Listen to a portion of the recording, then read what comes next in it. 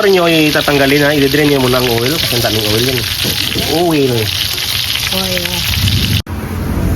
Ito yung aming menu ngayon. Magtorta kami ng talong. Saka longganisa. I-mix namin dito sa torta mamaya. Panoorin nyo kung paano ito gagawin. Yan, with itlog saka longganisa, i-mix namin sa torta. Nag-ihaw na tayo ng talong. Yun, nilagyan namin ng mantika para hindi siya masyadong itim.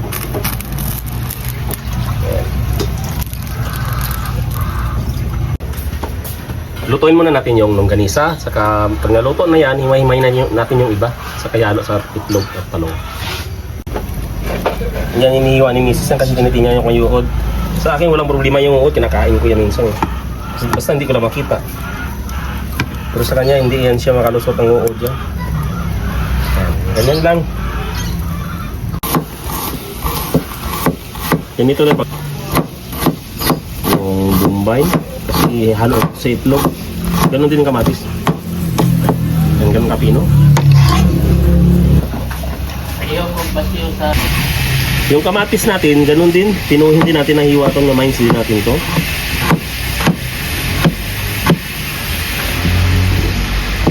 Ganun lang kapino. Oh. Yan.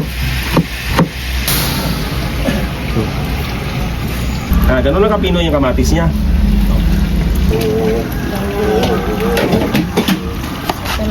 Ako tinari paminta.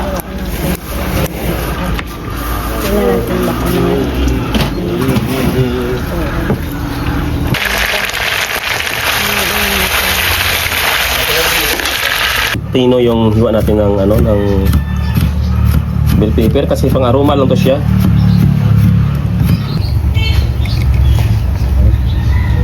Ito yung gagawin natin sa chorizo ha, o longganisa. Pinuhin natin. Huwag natin ito lagay lahat kasi marami ito eh. Hindi lang mga 6 na piraso lang. Ganun na karami ang ating nilalagay na longganisa o chorizo. Ihalo na natin yung longganisa ha. Ito na yung maging sahog niya sa ating tortang talong. Maglagay tayo ng paminta.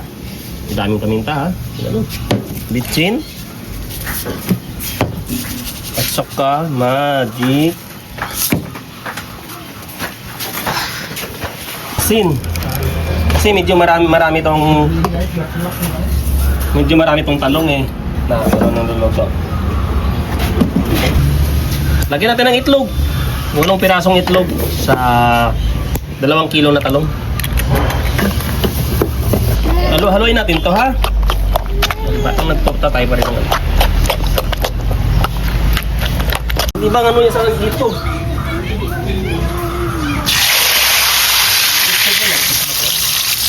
Kana ba yung gagawin natin?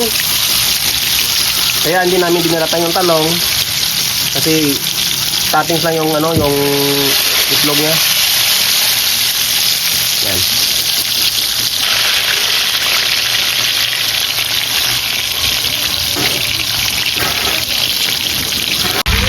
Luto na siya, kukunin natin pero i-drain muna natin kasi daming mantika niyan.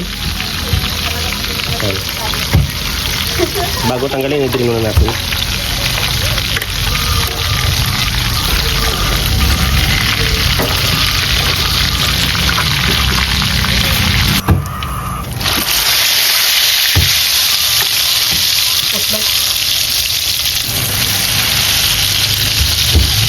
Ang ginawa ko dito, nilagay ko muna ang kanyang ang itlog. Kasi kung dito ko ilagay ang itlog, na-apaw siya, nawawas out sa mantika. Kaya yung ginawa namin ni Missy, lagyan mo natin ng toppings before ilagay sa mantika. Before nyo itatanggalin ha, i-drain nyo muna ang oil kasi ang daming oil yun. Oil. Ito na yung last namin na salang. So luto na yung aming ginawa ngayong bagong menu na tortang talong na may longganisa. Yan. Yan na yung outcome product ha. Tapos yung sobra, mayroon pa isa doon. I-try nyo po, napakaganda. Masarap. Tapos yung gagawin nyo muna sa longganisa, lutuin nyo muna.